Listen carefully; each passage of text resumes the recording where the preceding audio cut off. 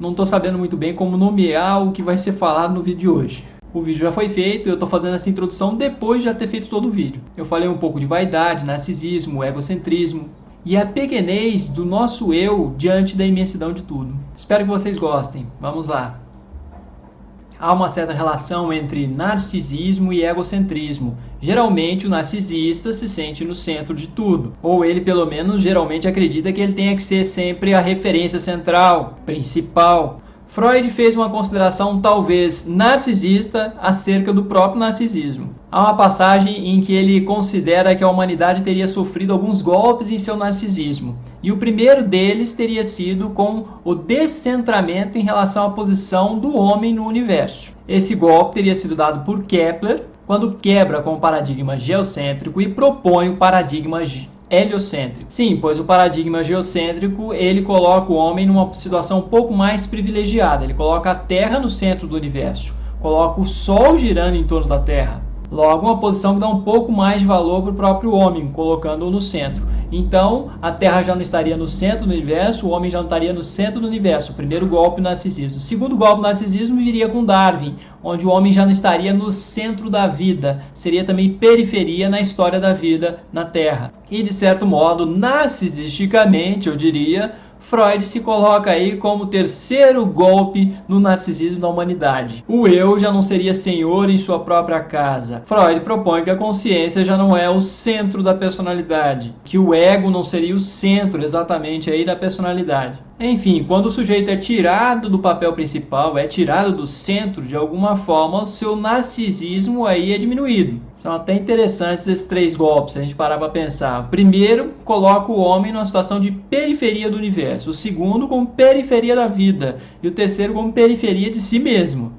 Na verdade, os dois primeiros golpes, na minha impressão, traçam mais um paralelo de periferia, enquanto o terceiro golpe coloca o homem numa situação de estar alienado de si mesmo, de ser alienado de si mesmo, em termos constitutivos, existenciais. Outro ponto interessante em relação ao narcisismo é o desejo de ser mais amado do que amar, ou de ser amado por todos, de estar no centro de tudo. E como eu disse no vídeo passado, esse amor das massas, esse amor do povo, esse amor de todo mundo, não é amor.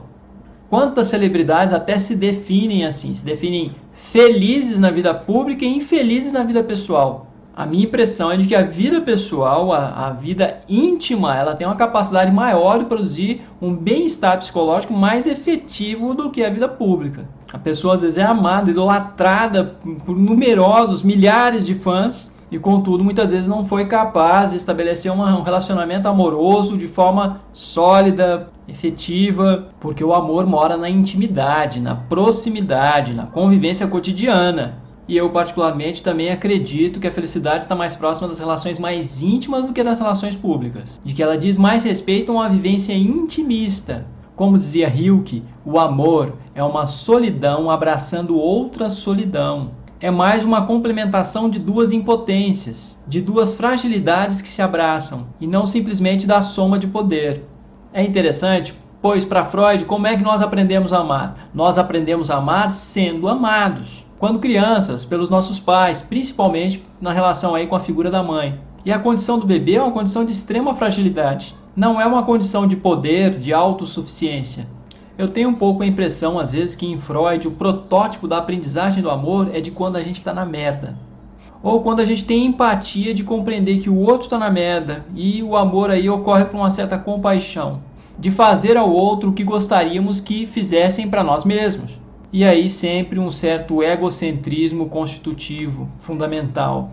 Mas retomemos a nossa questão central, o amor próprio e onde ele pode se perder. Há manifestações básicas do narcisismo em praticamente todas as pessoas. O desejo, por exemplo, de se perpetuar e de se ver nos filhos, de ter filhos que se pareçam conosco.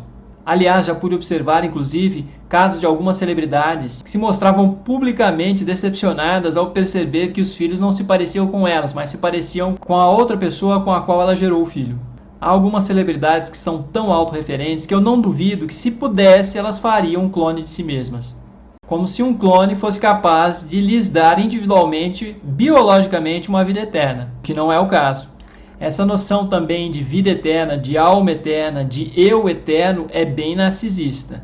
Boa parte das pessoas tem uma dificuldade enorme de conceber a finitude do eu, a finitude de si mesmo. Muitos se perguntam sobre o que será depois da morte, mas poucos se perguntam sobre o que foi antes da vida. O que será depois da morte? O mesmo que foi antes da vida. O que me conforta pensar no que seria depois da morte é pensar sobre o que teria sido antes da vida. Se eu não existir, se eu não tenho memória alguma antes de ter nascido, é mais ou menos isso que vai ocorrer quando eu morrer. E lamentamos tanto o fim da vida e não nos damos conta do quanto não existíamos antes de nascer. De o que a gente mais fez na história de todo o universo foi não existir. Opa, mas não quero despertar o niilismo de ninguém. Não gostamos da vida porque ela é boa. A vida é boa porque a gente gosta dela. E já que estamos aqui, vamos lutar para tornar esse mundo melhor para todo mundo, para gostar, para amar mais essa vida. Porque é assim que ela se transforma numa boa vida. E a minha impressão às vezes é de que não há nada mais perecível do que o próprio eu. É engraçado que às vezes quando eu penso nos conflitos, os quais muitas vezes são fundamentalmente conflitos de egos, quando eu penso nas fogueiras das vaidades, isso me faz lembrar também de o quanto a memória é perecível, mais perecível do que o próprio eu. Isso me faz lembrar de que um dia todos seremos esquecidos. Você se lembra de seus tataravós? Quantas vezes ao ano você se lembra deles? Quantas vezes ao ano nos lembramos de pessoas que morreram há 20, 30, 40 anos? De nossa família mesmo, de quem é do nosso próprio sangue. Quantas vezes nós nos lembramos de pessoas que já se foram há 80, 100 anos? A regra é essa, ser esquecido. Agora pensem no quanto somos pequenos na escala de tempo e espaço do universo todo. Existimos muito pouco na existência de tudo. A humanidade é absurdamente minúscula diante da existência de tudo. Agora imagine você, o seu ego. Porém, por outro lado, se quase não existimos diante da existência de tudo, muitas vezes existimos demais para nós mesmos. E a minha impressão é de que a espiritualidade trabalha nesses dois extremos. Existir demais para si mesmo e quase não existir na imensidão de tudo. Permitir se esquecer, se apagar na existência de tudo, na imensidão. Mas esse já é um outro assunto, espiritualidade, o que eu trataria num outro vídeo. Voltando à noção de eu, de ego, para análise do comportamento, por exemplo, essa noção ela fica completamente pulverizada. O eu, de certo modo, vai se moldar conforme o contexto. E nesse sentido não teríamos um único eu, mas sim, de certo modo, vários eus e selfies em vários contextos diferentes. Em relação à vaidade, ao narcisismo, acho a observação de Bertrand Russell muito interessante. Ele enunciou certa vez que seria melhor uma sociedade composta por pavões do que uma sociedade composta por invejosos. Se cada um de nós se achasse o máximo em relação aos outros, haveria muito menos espaço para inveja. Uma certa pavonice, então, nesse caso, e pouco juízo de realidade em relação a si mesmo, se dar mais méritos do que efetivamente se tem, seria até melhor do que a autodepreciação, por exemplo. Ou um juízo de realidade mais centrado que abriria, assim, mais espaço para inveja. E o mesmo Russell, em seu livro A Conquista da Felicidade, também enuncia que a busca de uma felicidade por comparação aos outros, por comparação do que você não tem com o que o outro tem, é uma busca infundada, porque sempre haverá alguém que tem o que você não tem. E aí volta aquele meu ponto, de que a felicidade está mais relacionada à intimidade, não em relação ao que você vai olhar para fora, em relação ao olhar público. O casal feliz, de certo modo, é aquele que se isola.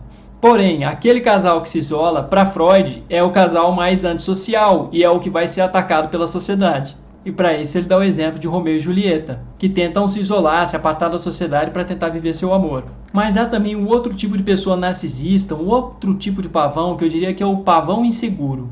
Ele é um pouco mais lúcido do que aquele primeiro pavão enunciado por Russell. Ele se dá um pouco mais conta de suas faltas, do que ele não tem, porém ele é um pouco mais miserável, mais invejoso, mais competitivo. São pessoas que nunca se satisfazem com o que elas têm, com o que elas são. E pior, isso é muitas vezes incentivado por uma certa indústria do sucesso, a qual, de certo modo, prega que não devemos nos satisfazer nunca, nos acomodarmos nunca, de que temos que sonhar muito alto, de que nunca podemos desistir de nossos sonhos, de que temos que lutar, de que vamos conseguir. E é interessante também porque quanto mais alto o sonho, maior o tombo, não é?